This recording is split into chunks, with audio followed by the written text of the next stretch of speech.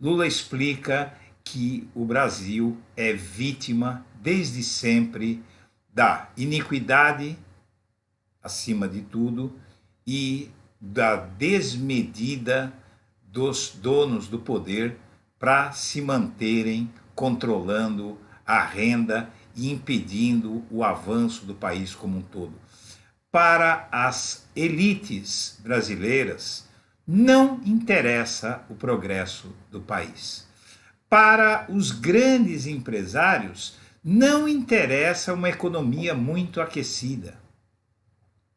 Para os grandes, a melhor situação é aquela em que o pouco que há seja dividido entre muito poucos. Para os grandes empresários, um mercado aquecido, uma economia vibrante e dinâmica significa trabalhadores de um baixo nível de desemprego, e baixo nível de desemprego é um dos crimes, isso mesmo, um dos crimes que Lula cometeu. Por quê? Com baixo nível de desemprego, como foi durante todos os governos petistas, o de Lula, mesmo de Dilma, no final o desemprego ainda não era o que chegaria a ser depois que o golpe foi dado. Claro, no período do golpe a coisa começou a piorar, ela já nem estava mais no cargo. Durante o afastamento dela de quase um ano por conta do impeachment, os atos do Michel Temer trataram de fazer explodir o desemprego, que já estava subindo, é verdade, por conta da sabotagem do Moro, né, e do Eduardo Cunha contra o governo Dilma Rousseff. Agora, com muito trabalhador empregado, com baixo nível de desemprego, os empregos, a mão de obra fica escassa. Nós vivemos isso nos governos Lula e no primeiro governo Dilma.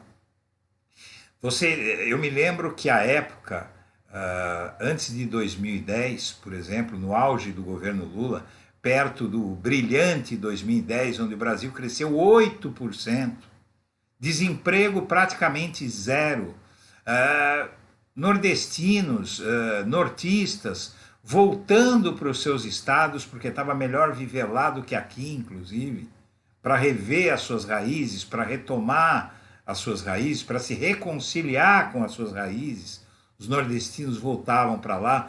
Brasileiros expatriados que estavam pelo mundo voltaram ao Brasil. Houve uma afluência de brasileiros expatriados, deixando o primeiro mundo, Japão, os Estados Unidos, onde a crise comia solta, enquanto aqui no Brasil corria leite e mel, com a devida vênia pelo exagero, mas a situação era muito melhor aqui.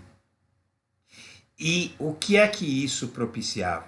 Se você quisesse contratar um trabalhador, eu me lembro que perto da minha residência há uma padaria em que durante 6 meses o dono dessa padaria esperou para contratar alguém para embrulhar pão para as pessoas levar para casa. Gente, isso foi lá pelo governo Dilma, lá por 2012, 2013. Naquele momento, 2012, naquele momento, eles estavam oferecendo, aquela padaria estava oferecendo R$ 1.000 de salário. O salário mínimo acho que era metade disso. Eram quase 2 salários mínimos. Nós estamos falando aí de quase 2 salários mínimos, que hoje daria mais de R$ 2.000, R$ 2.200, R$ 2.300. Seria hoje o valor que se pagava para uma pessoa embrulhar pão no balcão da padaria. E não conseguia quem se interessasse. Claro, uma padaria numa região mais nobre de São Paulo, tal, mas como o emprego abundava na periferia, as pessoas resistiam a se deslocar da periferia para o centro. Empregadas domésticas desistiam de ser empregadas domésticas, começavam a estudar, procuravam outros empregos, porque havia muita oferta de emprego. O pleno emprego significa o quê? Há emprego para todos. Então, se você precisar de um funcionário, contratar um funcionário num momento em que a economia está bombando, em que todo mundo está empregado, sai caro. À época, as socialites de São Paulo, as mulheres ricas, mulheres de banqueiros, grandes empresários, celebridades, né? Essas mulheres, elas criaram, principalmente as socialites, o grupo contra o terrorismo das babás. O que era o terrorismo das babás aqui na capital paulista? As babás estavam explodindo restaurantes, estavam explodindo casas noturnas, estavam explodindo monumentos? Não. O terrorismo das babás era não aceitar trabalhar por qualquer valor. Das empregadas domésticas era não aceitar residir em um quartinho sem janela, abafado, nos quais, no calor, essas mulheres não se sabe como conseguiam dormir, porque passavam a noite fazendo sauna dentro dos seus quartos, trabalhando muitas vezes 7 dias por semana para ganhar um salário mínimo e às vezes até menos do que um salário mínimo.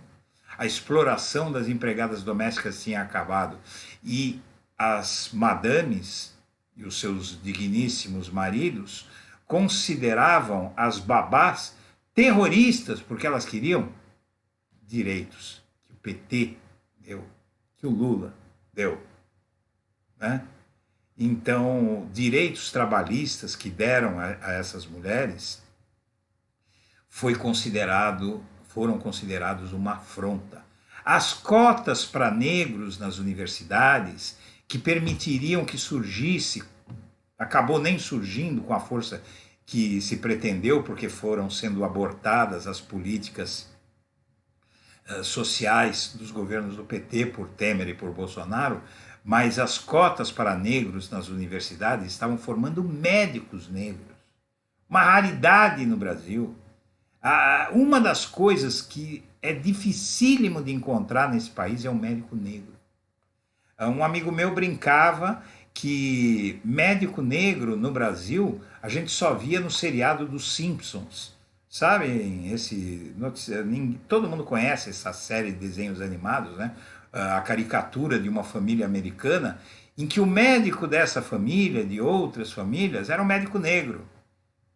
Lá é tão comum os negros atingirem, vejam, um país onde há racismo, onde muitos achavam que era maior o racismo lá do que aqui. Lá é comum um negro conseguir se formar em medicina, conseguir ser presidente dos Estados Unidos. Coisa impensável no Brasil, porque não existe políticos negros quase no Brasil. Vá ao Congresso Nacional. Ou entre no site do Congresso Nacional e veja o conjunto dos 513 deputados e dos 81 senadores. E me diga quantos negros você vai achar. Não é?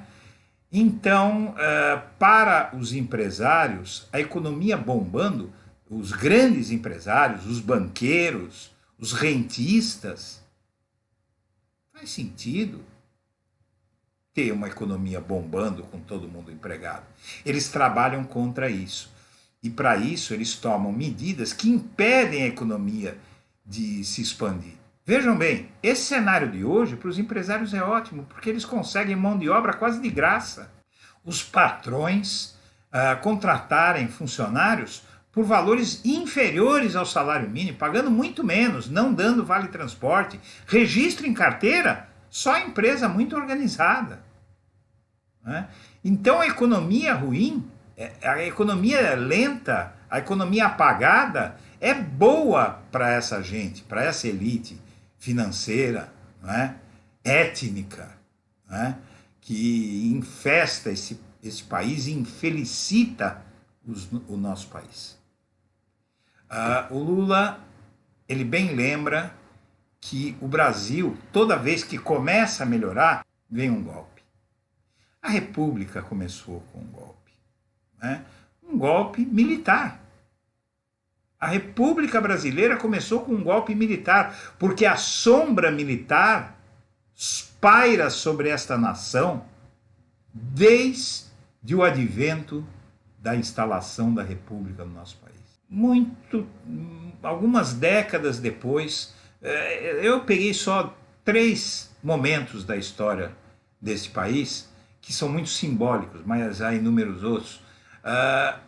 Em 1954, Getúlio Vargas, ele dá um tiro no peito e sai da vida para entrar na história, pressionado por aqueles que não aceitavam um governo que teve seus erros, lá teve, a época era outra, os valores eram outros, mas Getúlio Vargas, ele deu direitos trabalhistas, ele libertou os escravos, ele deu dignidade ao trabalhador brasileiro, né? E por isso ele foi colocado à beira da destituição e depois provável prisão, por conta de que as suas políticas contrariavam, inclusive, interesses externos. A Petrobras acabou com a farra das petroleiras internacionais, sobretudo as norte-americanas. A criação da Petrobras foi um golpe nos que sangravam o Brasil, roubavam nossas riquezas. Os direitos trabalhistas dados aos trabalhadores brasileiros pelo Getúlio Vargas afrontavam aqueles que mantinham trabalhadores, os empresários que mantinham trabalhadores, em um regime escravagista.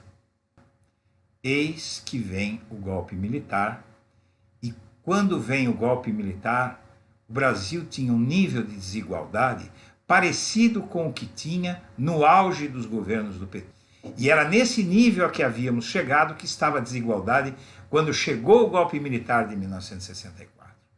Em questão de 2 anos, como fez o Bolsonaro, a desigualdade no Brasil explodiu e tornou o Brasil um dos 10 países mais desiguais do mundo em pouquíssimo tempo, porque o golpe de 1964 ele ocorreu para tirar dos pobres e dar para os ricos. Então o Brasil é um país em que a cada tantos períodos vem um golpe para tirar do poder algum governante que resolva fazer a gracinha de querer governar para todos. Porque todos os governantes que são escolhidos pelas elites brasileiras são governantes que tratam de tirar do pobre para dar para o rico.